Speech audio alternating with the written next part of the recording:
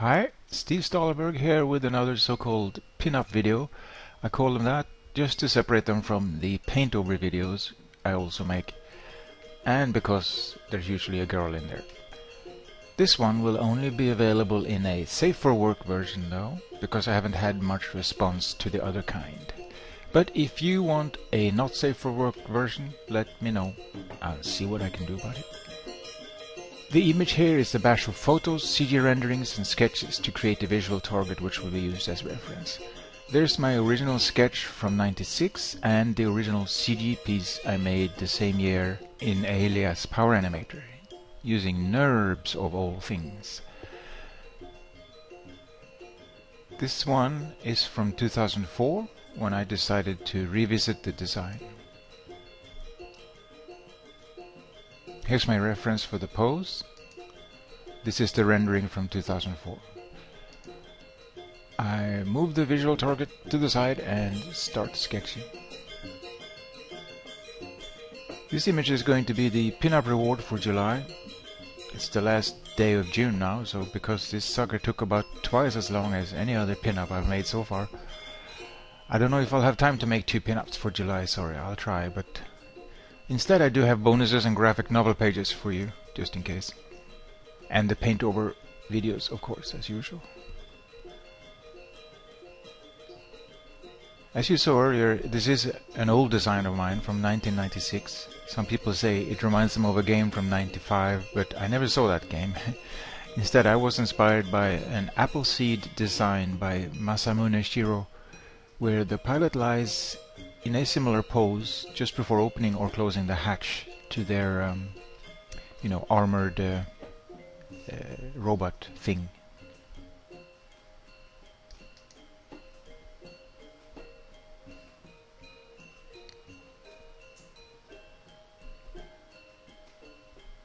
It's also a scene from my story Android Blues. The girl is an android fleeing the police. This is also what my graphic novel is about, the one that I mentioned earlier. At the end you'll see the headline or the title on top of the image, Android Blues.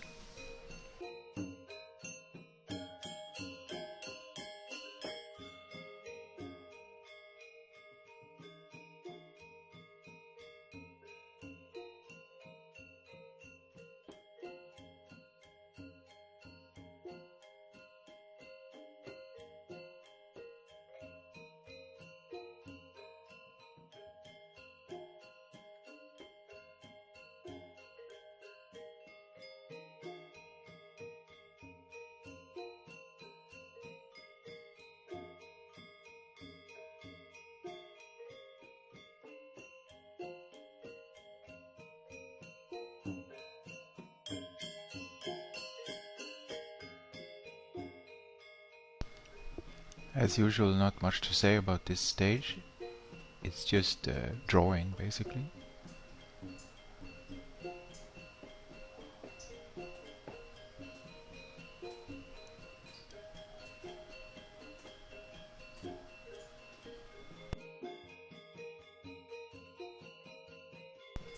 Moving some things around.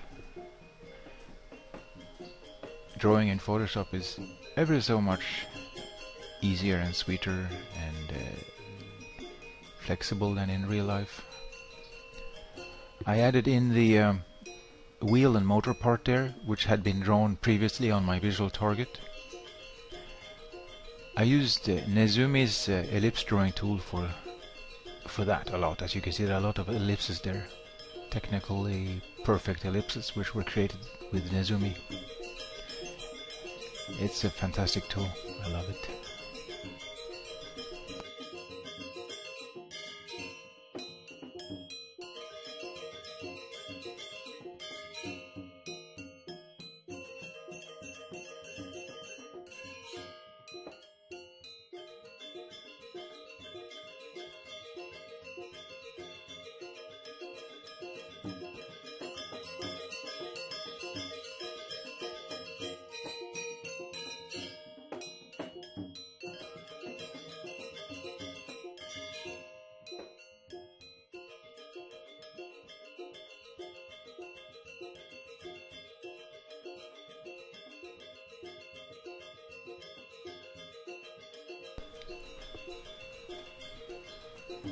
I'll be adding some perspective lines here soon. The first one I put down there is the edge of the road, and now I'm putting down a few other ones.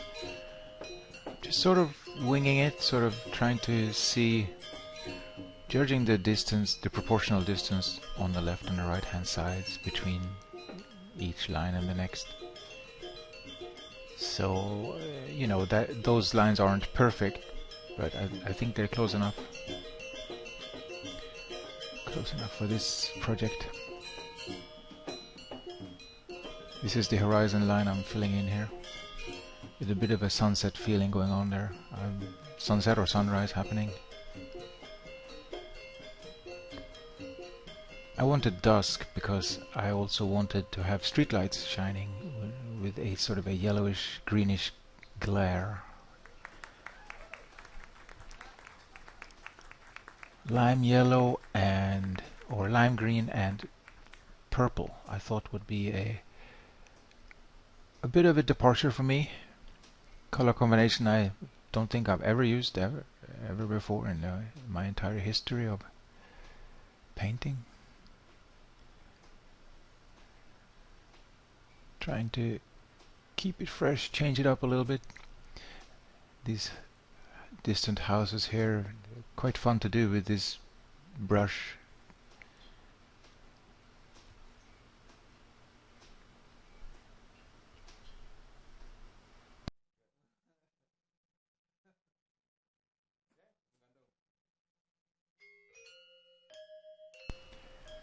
My usual workflow is start drawing the most important object first, usually in the foreground, then go backwards gradually, plane by plane. But when painting, I noticed I usually do the background first and then go forward plane by plane, item by item.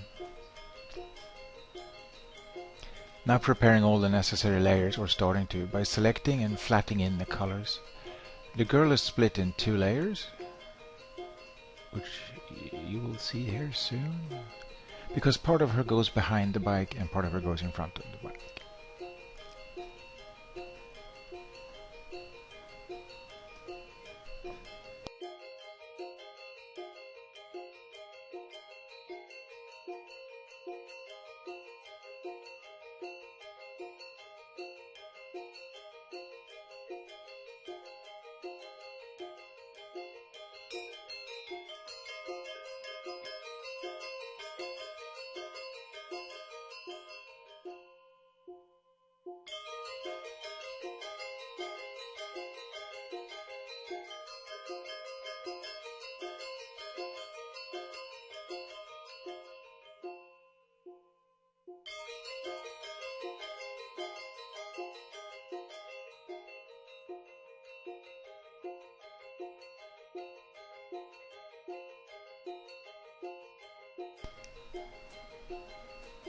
Putting some motion blur here on the shadow. Not really motion blur, but perspective blur. I'm using the Photoshop tool that is called motion blur, but this is perspective blur here because if we were watching this shadow straight from above, it would be equally blurred around all the edges. But since we're watching it at this acute angle right here, any edge that is running from left to right, or across our vision, is going to be sharper than any edge which is moving away from us along the roadside. So that's why I'm calling it a perspective blur, and it's an important thing that is often overlooked when people make shadows.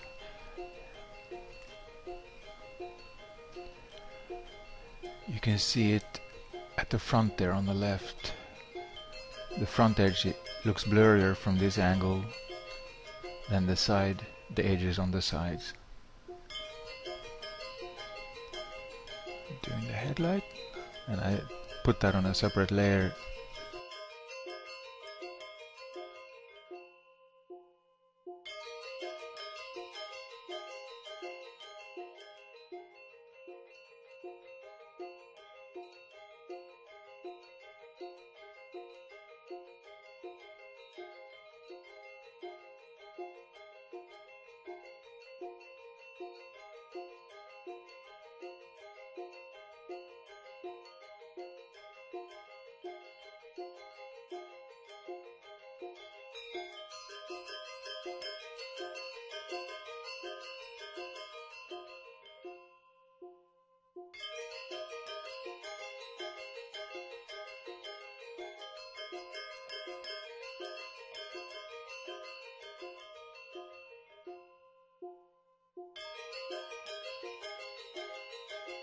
Now I'm putting the girl on a layer here. Eventually I will have skirt, shirt, underwear, shoes and belt all on separate layers, all sandwiched logically, so that, you know, the skin is under the underwear is under the skirt is under the belt, and so on. It just makes it much easier later to edit the image, to paint it in the first place, and later to go back and edit stuff.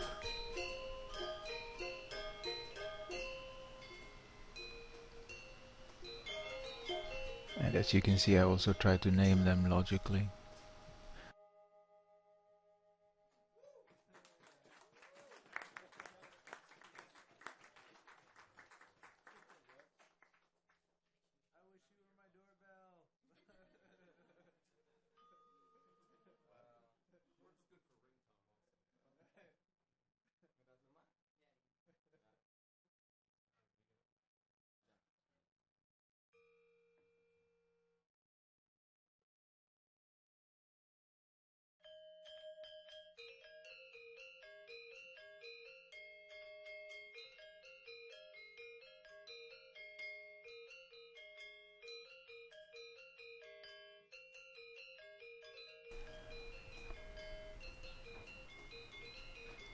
Still just flattening out pieces and separating them out.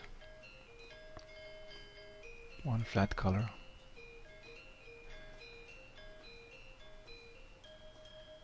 For each.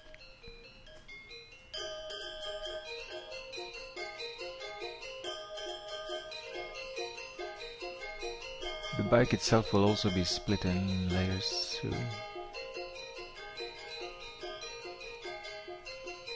Right now it's only one, I think. Yes, bike. But I'm gonna cut out the wheel and I'm gonna cut out the motor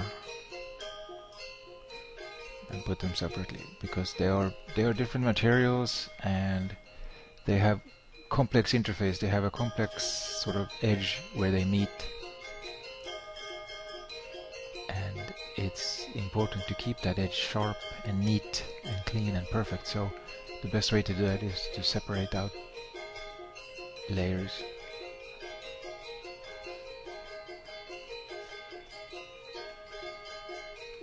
And as you can see up here, to switch on the lock, the layer lock, transparency lock, you'll have to switch that on and off.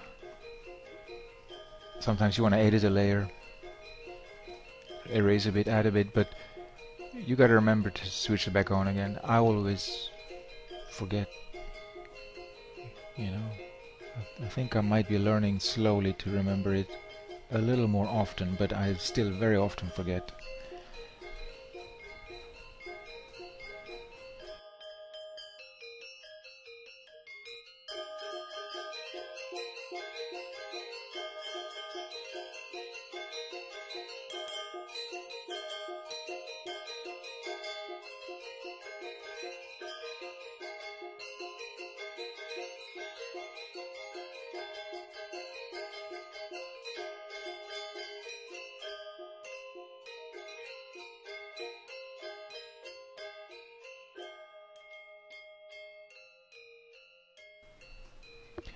I have started the shading process on top of these flat colors now, and I use a bit of airbrush. I'm using a bit of other types of brushes to put in lines.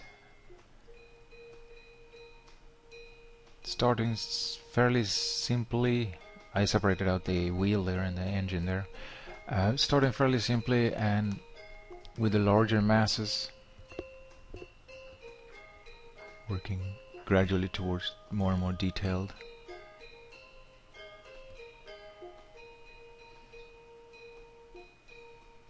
Yeah, see, we need this part to be separated out because it's a very complex piece of machinery back there.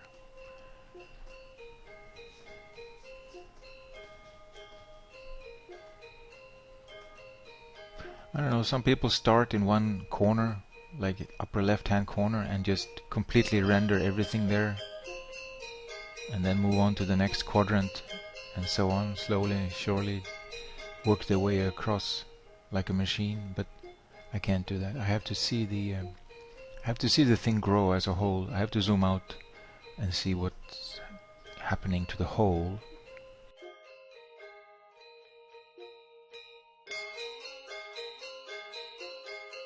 And this is probably pretty much the only way to do that, to do that efficiently, to separate out pieces like this.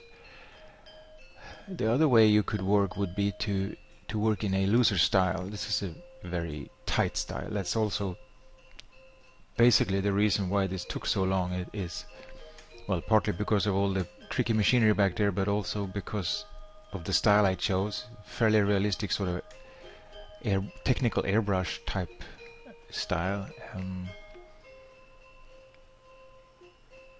If you go with the more painterly sort of big fat oil brush Sargent style, I can't be as good as Sargent, obviously, but that style, you know, sort of a little bit looser than this anyway. Then obviously you can't be doing all these layers. You gotta go with basically 2 layers. You know, the background and the underpainting, the sketch, and then just paint on top of that. It is difficult, but rewarding if you succeed.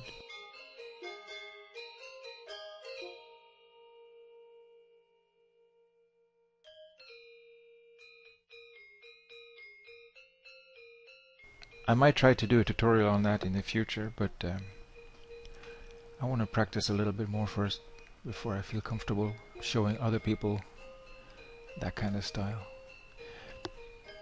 Because as you change your mind about an area of color near an edge, you're going to be moving that edge, because you're going to be applying big fat brush strokes. You can't be applying small brush strokes like I'm doing here, and you can't be masking off stuff like I'm doing here.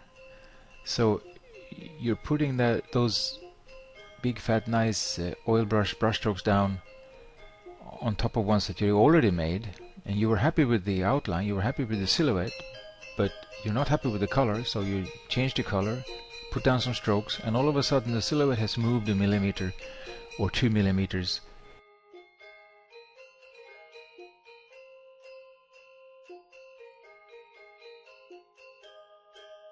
And each time you do that, it moves another millimeter.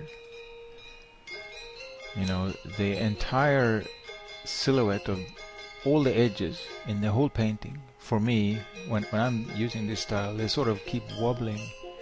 And of course the ideal is that you lay down the exact right color from the start. That's part of what makes this style so difficult. You get it right the first time, but that never happens to me. I never get it right the first time, so the edges will wobble. So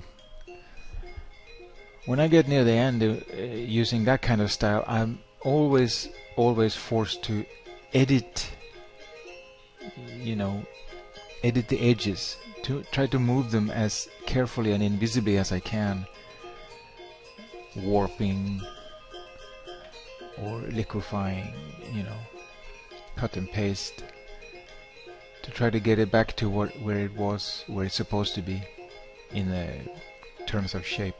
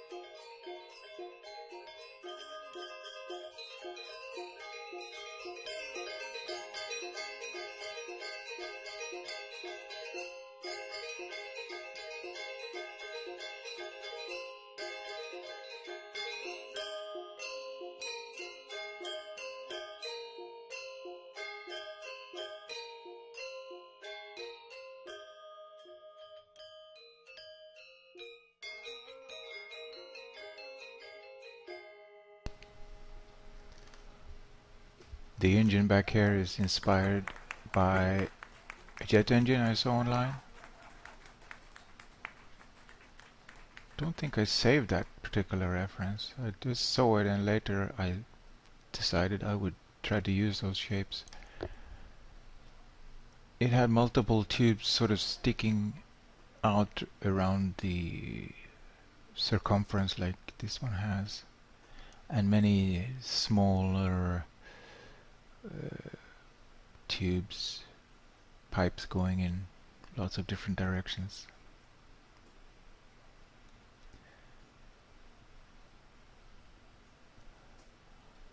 Normally it would be covered with cowling and stuff, of course, but I'm pretending that maybe this particular police bike is an experimental model or under repair or something like that, because I just think it's cool. It just looks cool when you can see machinery like that.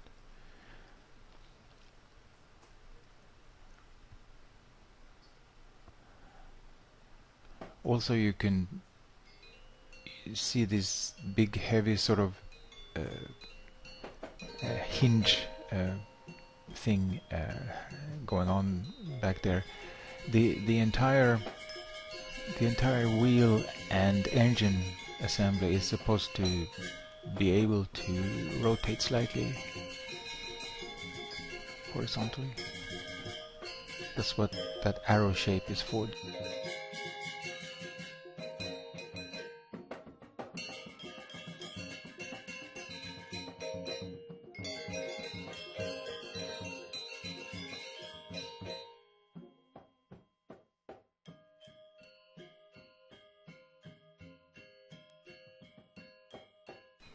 And yeah, there's another motor on the other side too. It's a symmetrical layout.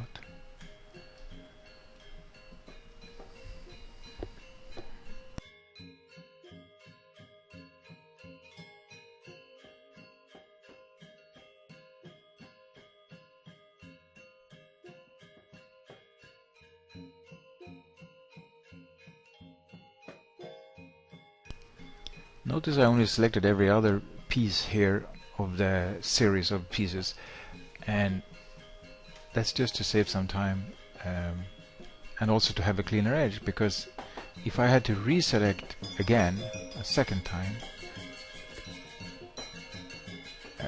I wouldn't hit exactly on the exact pixel where the edge lies, so the edges might get a little blurrier than they would otherwise get. So this method, you select every other one and then you invert the selection. And you can use light and dark airbrush on either side of the same selection.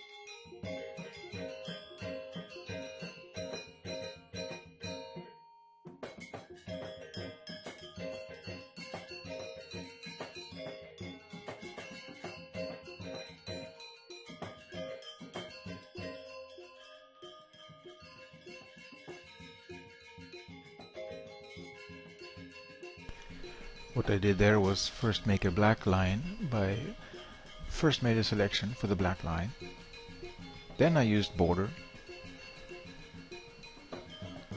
and deselecting parts to make that highlight on either side of the black border.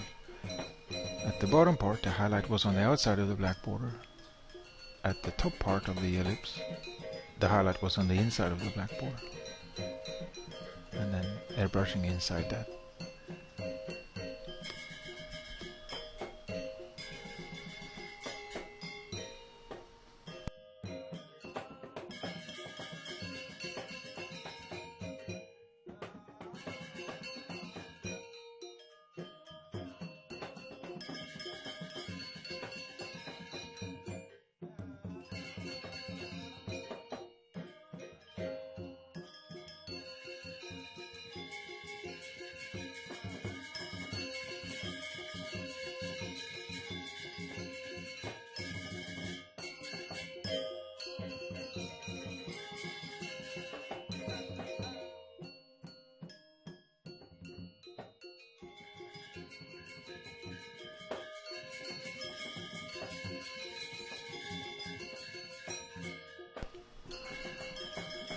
I painted those black dots on a separate layer and then copied them onto a second layer, and using the lock feature that enables me to use them as masks, as I've mentioned before. So in a very quick and easy manner I can create the front part of those bolts and the side part of those bolts.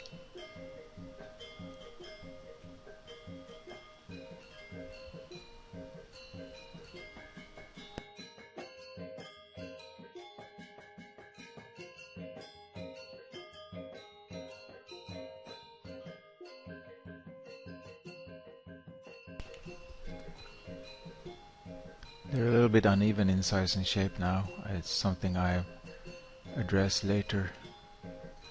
The really I mean, everything here is tedious, but the extra tedious stuff I do some of that between the takes, between the recordings.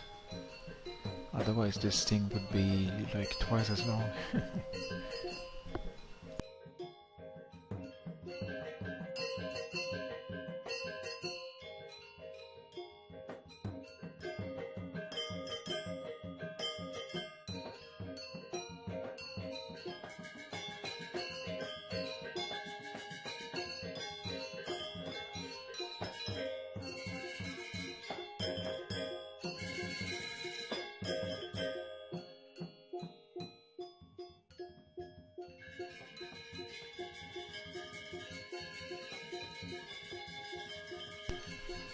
Now, when you're doing shiny objects, you have to take into account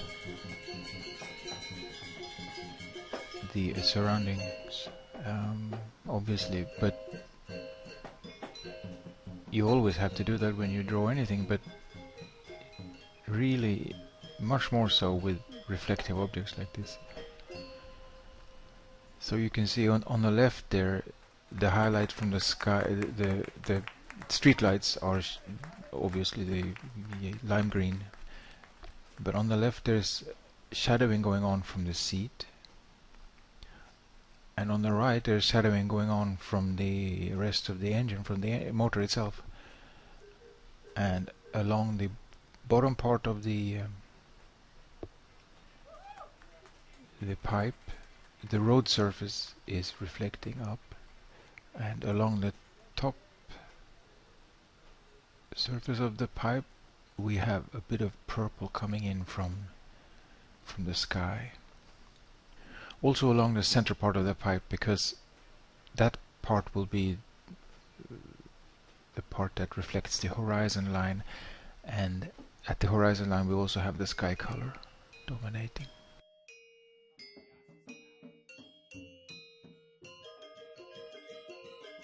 I just saw that pipe as being more reflective than some of the other parts of this, but actually all the metal here is going to be somewhat reflective. So I'm going to put a little bit of the same theory into practice on all parts of the engine. Here I'm creating these holes, as you can see, on separate layers, just copying the first couple of perfect ellipses that I made, skewing and scaling them to fit the sketch which I have. Slightly visible, as you can see. But not just a sketch, I'm also sort of using my eyeballs here to sort of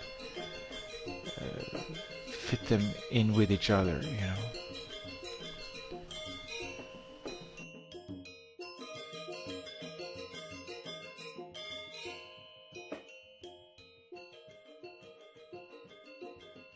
Okay, here I'm copying all of them, and now moving the copy on a separate layer, just temporarily slightly transparent so I can see what I'm doing.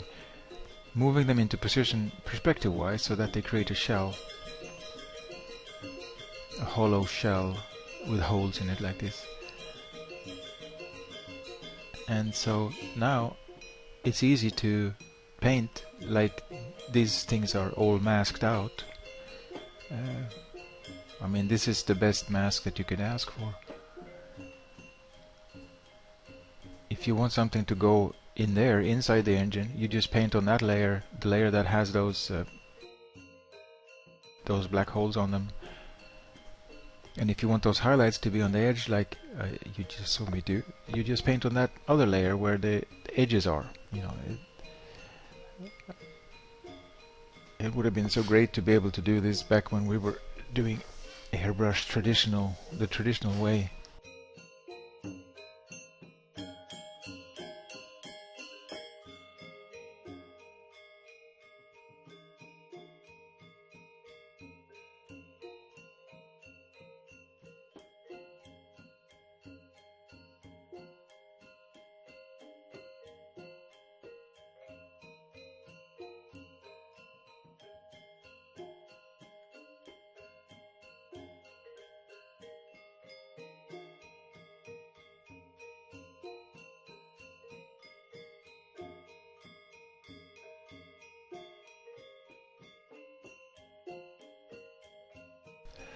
I'm following a similar trick here, using a similar trick here with the detail that I created on one of these veins. I'm copying it to all the other ones with a bit of perspective, a bit of skew, a bit of scale.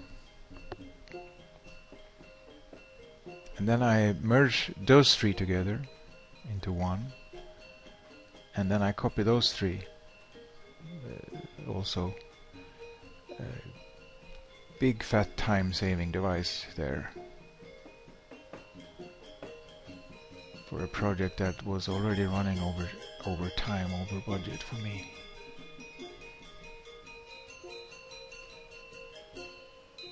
Yeah, that's it. I didn't bother about the last two or three right at the edge because they would be so distorted and unparallaxed. There would be no parallax. You can already see at the edges there is no parallax happening.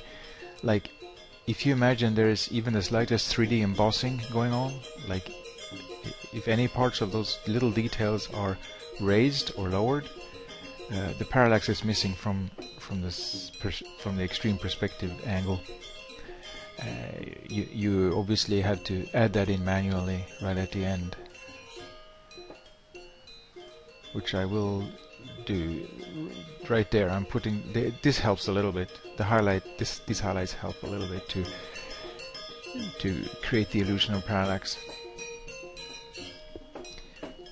And the shadow, the highlights and the shadow. It works from a distance. It doesn't really look that good close up, but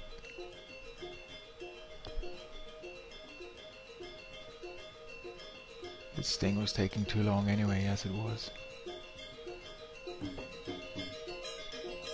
You know, this kind of stuff you could spend a month making this perfect, you know. That's the trap of this particular style, when you go for the realistic style. I think I have to have to make a conscious effort not to do that next time.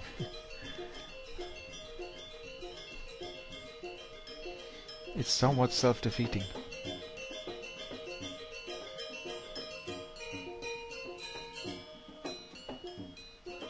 But I do like the style. It's just an expensive style.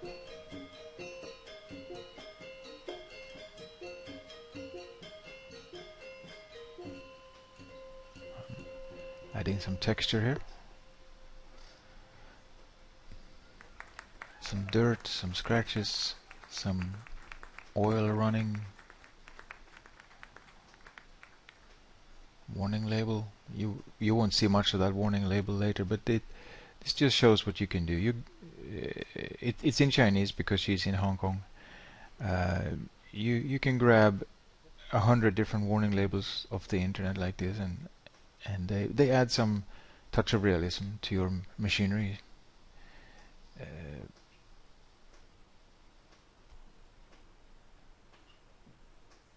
There's another jet engine reference that I found on the internet.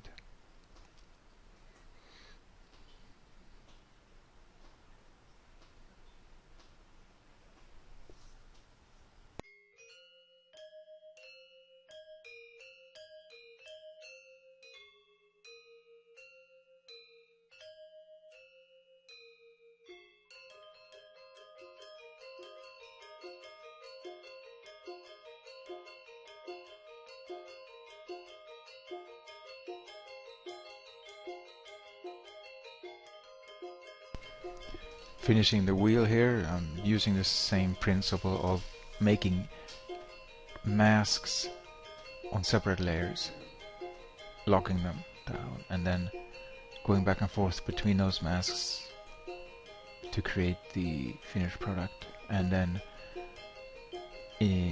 most of the time collapsing them down.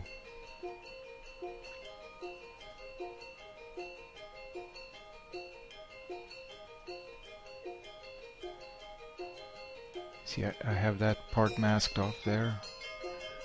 I'm fading it stroke in and out.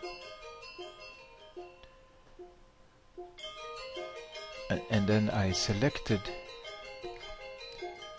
a mask that I had. I shouldn't call it a mask. I selected a layer, that shape that was on the layer there.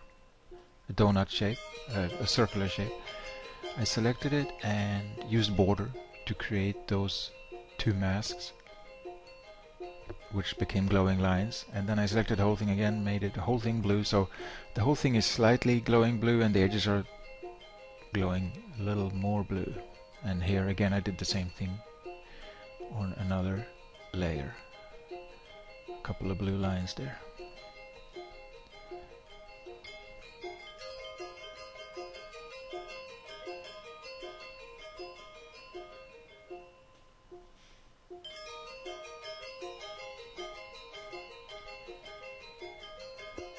Maybe those are just little LEDs that blur into a single circular line because of the extreme speed she's traveling at. These are the streetlights that are mirrored, reflected in the shiny metal.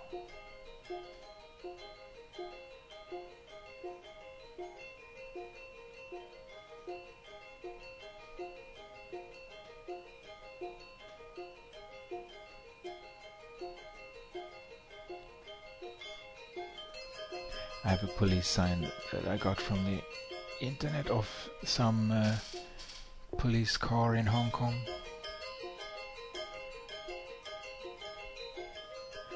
Because that's, according to the storyline, that's where she is right now.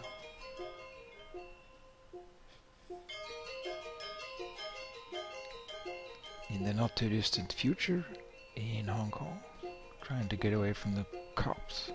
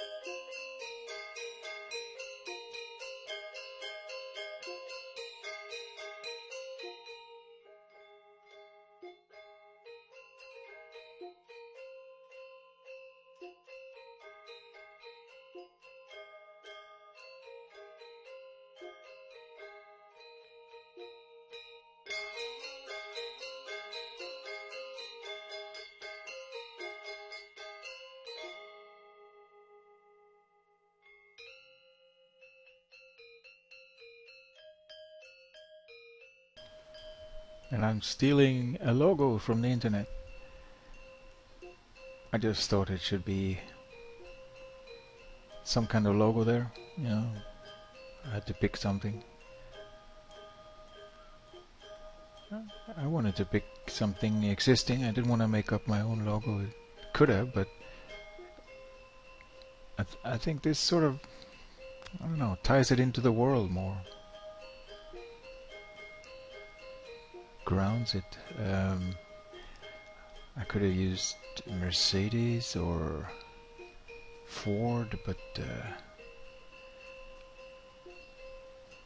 I don't know. I think the Swedes might be on the forefront of mono anti-gravity bicycle research in the future. We'll see.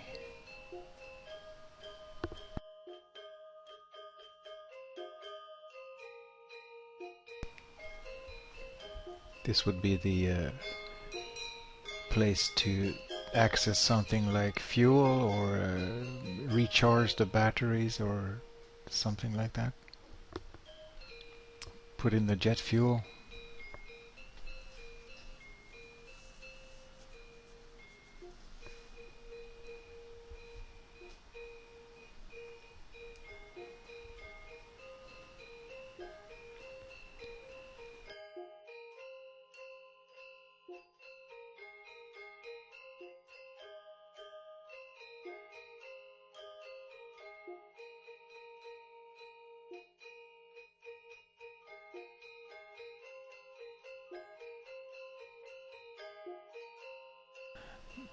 These things here you see are strokes from a brush that I downloaded.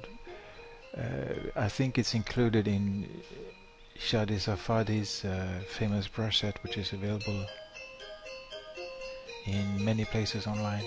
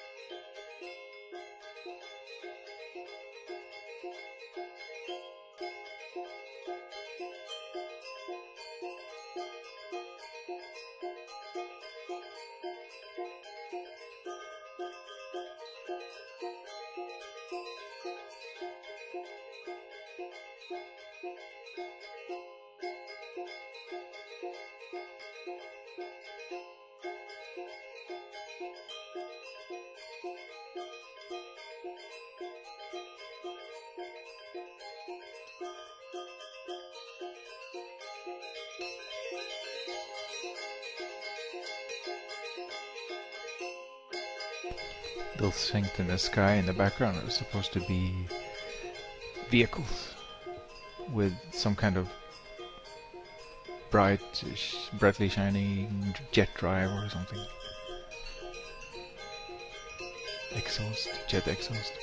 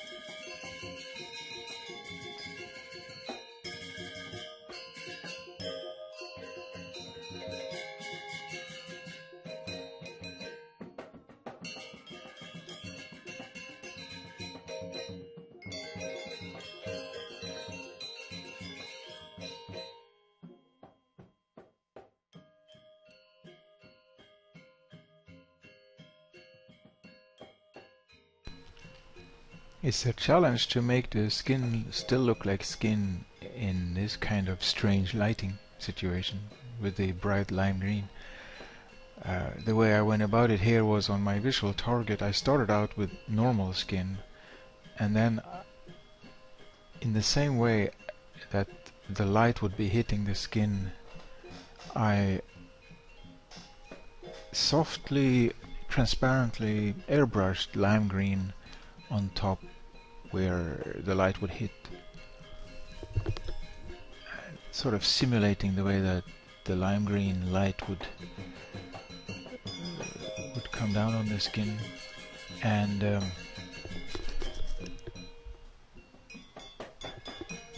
instead of starting from scratch from empty white canvas, which is much more difficult.